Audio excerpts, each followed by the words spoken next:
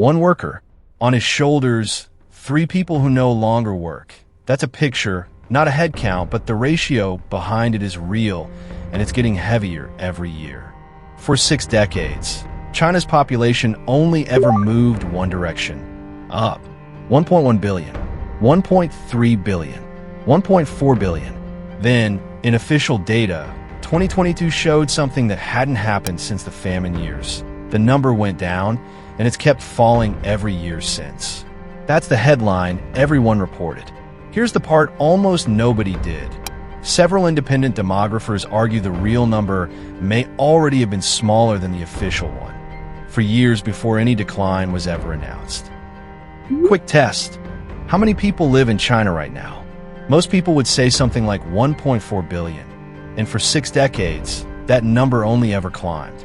Not anymore. Population data from the World Bank, sourced from the UN Population Division, shows China's headcount peaked around 2021, turned down in 2022, and has fallen every year since. By itself, that's just a demographic milestone. Plenty of countries eventually peak. What makes this one strange is the second question underneath it. Is even the falling number the real one?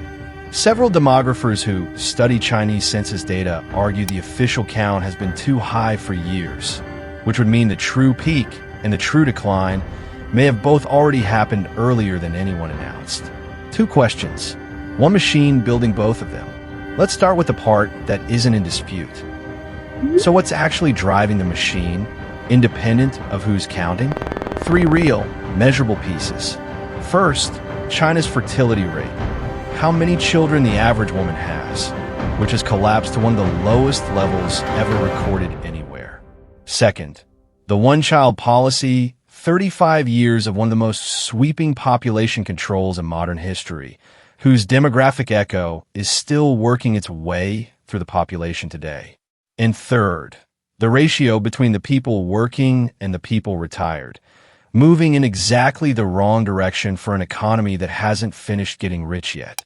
Every number from here is sourced on screen. Let's start with the fertility collapse. Replacement level. The fertility rate a country needs just to keep its population flat, no growth, no decline, is 2.1 children per woman. China's rate hasn't been near that number since the 1990s.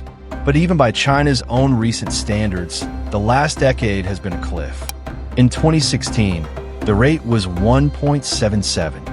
By 2020, it had dropped to 1.24. By 2023, the World Bank's own data puts it at 1.0, 1 child per woman, on average, less than half a replacement level. For context, that's now below Japan's 1.2, though still above South Korea's 0.72, the lowest fertility rate anywhere in the world. China didn't drift into this. It fell into it in under a decade. This isn't the first time China's government tried to engineer its population. It's the opposite problem in reverse. From 1980 to 2015, most Chinese families were legally limited to 1 child, one of the most sweeping population control policies in modern history. When the government ended it in 2015, then allowed 2 children in 2016, then 3 in 2021, officials were explicitly trying to reverse the fertility slide the one-child era had helped cause. It hasn't worked, at least not yet. The fertility rate kept falling through all 3 policy changes. Part of the reason, an entire generation raised without siblings, without aunts and uncles their own age, is now the one being asked to have more children than it grew up around. You can end a policy overnight. You can't undo 4 decades of family structure that fast. Here's the mechanical result of a falling birth rate 20 years later. Fewer people entering the workforce than are leaving it. In 2010, working-age adults, people 15 to 64, made up almost 73% of China's population, the highest share on record. By 2024, that share had fallen to 69%. In raw numbers, the working-age population itself peaked around 2015 at just under 990 million people and has been shrinking since, down roughly 12 million people by 2024, with fewer replacements arriving behind them every year. This is the part of the machine that shows up in factories and offices before it shows up in a headline number. Now the other half of the ratio. In 2010, people 65 and older made up 8.7% of China's population. By 2024, that share had nearly doubled to 14.7%, according to the World Bank. Put the two trends on top of each other, and you get the number that actually matters for an economy. In 2010, there were roughly 12 people over 65 for every 100 working-age adults. By 2024, that had climbed to roughly 21 per 100, almost double in 14 years. That's not a forecast. That's what already happened, using the same working age and elderly share data you just saw. For as long as basically anyone alive has been alive, the world's most populous country meant one country, China. That changed. By World Bank population data, India passed China sometime around 2021 or 2022. The United Nations made it official news in April 2023, announcing India had overtaken China as the world's most populous nation. Notice the gap between those two dates. That's not a typo. It's the theme of this whole video in miniature. Different agencies, different census methods, different vintages of the same underlying data, and even something as basic as which country has more people doesn't have one universally agreed answer. India's population is still growing. China's is the one going the other way. So who's actually right about the count? China's National Bureau of Statistics says the population is 1.409 billion, based on the 2020 census and annual sampling survey since. That's the official number, and it's the one used throughout this video. But a small group of demographers who specialize in Chinese population data have argued for years that the real number is meaningfully lower than that.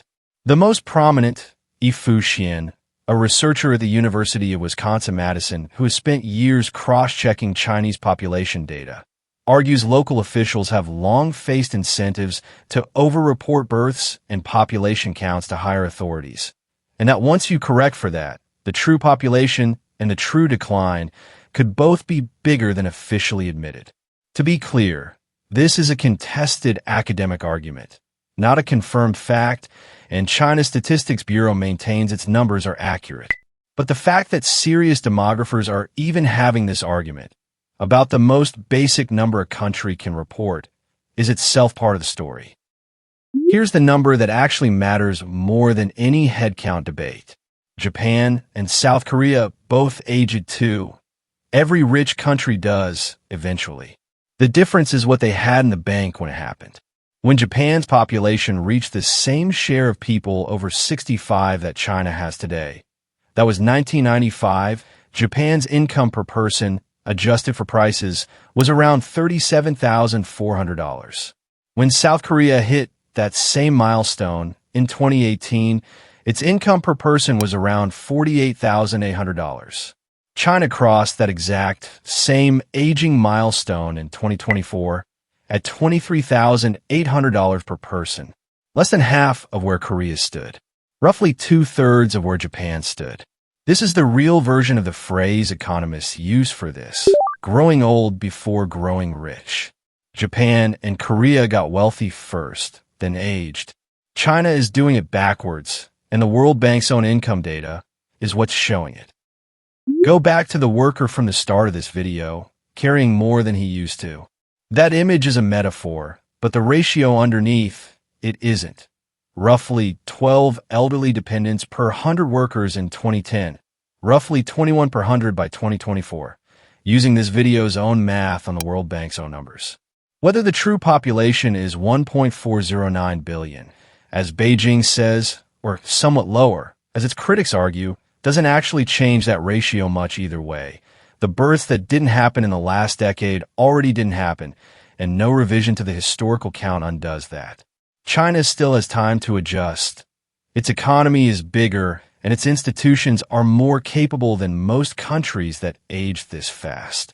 But the machine driving all of it, the fertility collapse, the one-child echo, a shrinking workforce underneath a growing retired population, that part isn't in dispute, whichever population number you believe.